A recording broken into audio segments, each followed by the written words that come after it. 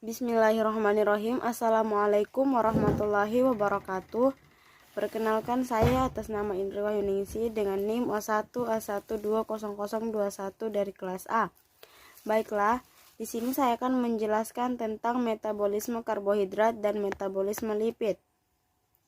Ada beberapa istilah. Yang pertama, glikolisis. Glikolisis adalah pengubahan oksidasi glukosa menjadi energi ATP dengan dua respirasi, yaitu respirasi aerob dan respirasi anaerob.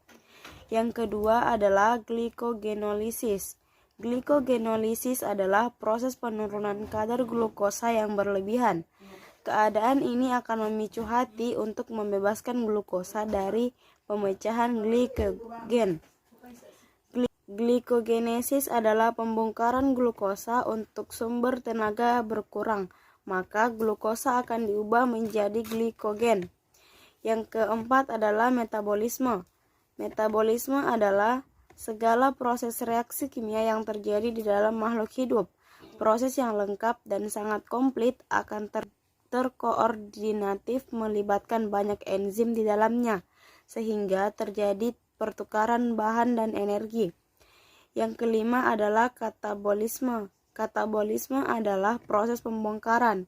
Dan yang terakhir adalah anabolisme. Anabolisme adalah proses penyusunan. Selanjutnya adalah pembuktian bahwa proses metabolisme glukosa secara anaerob menghasilkan energi lebih besar dibanding anaerob.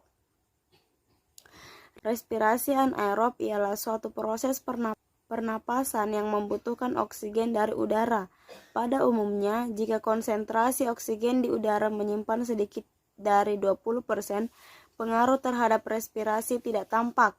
Hal ini bergantung juga pada jenis makhluk hidupnya. Apabila konsentrasi oksigen dalam udara rendah sekali atau bahkan sama sekali tidak ada, bukan berarti kegiatan respirasi terhenti. Respirasi masih berlangsung secara anaerob. Respirasi anaerob disebut juga fermentasi atau respirasi intramolekul. Tujuan fermentasi sama dengan respirasi aerob, yaitu mendapatkan energi. Hanya saja energi yang dihasilkan dalam respirasi aerob pada respirasi anaerob hanya ada pada fase pertama, yaitu asam pirufat diubah menjadi alkohol. Yang ketiga adalah hubungan metabolisme karbohidrat dengan metabolisme lipid. Metabolisme karbohidrat merupakan reaksi dalam sel yang dikatalis oleh enzim-enzim. Lebih jauh, metabolisme bukanlah suatu proses acak, melainkan sangat terintegrasi dan terkoordinasi. Sedangkan pada metabolisme lipid terjadi atas bermacam-macam senyawa heterogen dengan struktur yang berbeda dengan satu sama lain. Yang keempat adalah pembuktian bahwa energi dihasilkan dari metabolisme lemak lebih tinggi dibandingkan energi yang diperoleh dari metabolisme. Walaupun melibatkan reaksi enzimatik yang berbeda, lintas metabolisme yang utama yang menjadi perhatian kita hanya sedikit. Lintas-lintas ini hampir semua bentuk kehidupan. Lintas metabolik dijalankan oleh sistem enzim yang bertahap. Ada lintas katabolik atau penguraian dan lintas anabolik atau pembentukan.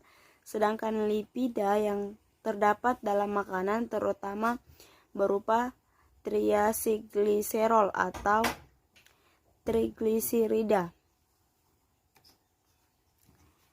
Yang terakhir atau yang kelima adalah penjelasan mengenai penyakit yang berhubungan dengan metabolisme lipid. Di sini saya ambil contohnya adalah gagal ginjal. Gagal ginjal kronik merupakan perkembangan gagal ginjal yang bersifat progresif dan lambat dan biasanya berlangsung selama 1 tahun. Gagal ginjal dapat disebabkan karena usia, jenis kelamin, dan riwayat penyakit seperti diabetes, hipertensi, maupun penyakit gangguan metabolik lain yang menyebabkan penurunan fungsi ginjal. Mungkin itu saja yang bisa saya jelaskan, lebih dan kurangnya mohon dimaafkan. Assalamualaikum warahmatullahi wabarakatuh.